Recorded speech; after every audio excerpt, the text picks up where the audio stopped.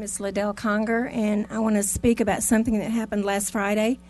Beverly Cunningham and I were out riding around the streets of Windcrest, and we had turned the corner.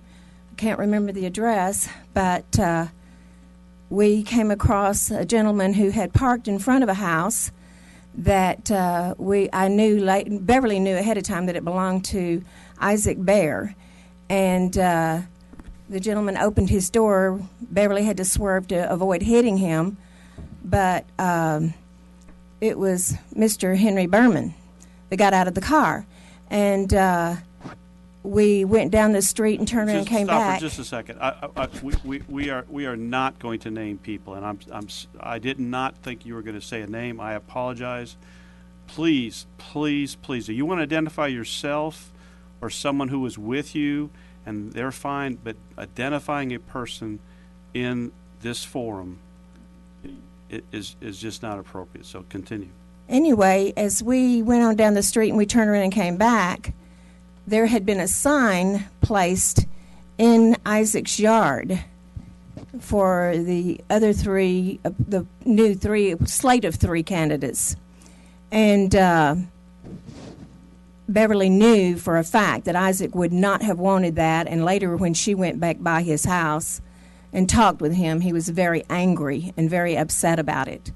But I want to know why the person who's in charge of our safety supposedly in the city is allowed to do things that are illegal as all get out. And the Windcrest newsletter had come to my house that very day, and in it, in code compliance, it was talking about how that very thing is illegal.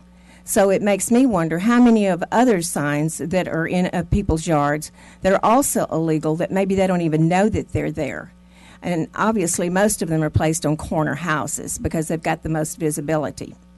And I don't think that we see a lot of information coming out. It doesn't do a whole lot of good to get up and talk at the Citizens to be Heard segment, I don't think, because there doesn't seem to be anything else positive that comes from coming and bringing something to the attention of the city itself and the city council and the mayor.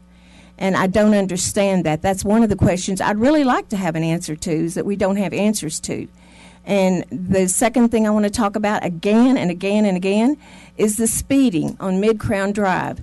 I mean, it's an absolute nightmare. There are oftentimes people going 50, 60 miles an hour down Mid-Crown Drive coming from Crestway, and there is not enforcement out there. I love the speed limit sign that says speed limit strictly enforced. That's not accurate. It is totally not accurate. Rarely do I see the police officers out there doing something about the speeding. I had asked in the past to have a report and a detailing of what speeding enforcement that there is on Mid-Crown Drive. And, I mean, they slam through that school zone sign like it's not even there. And I'd just like to have an answer.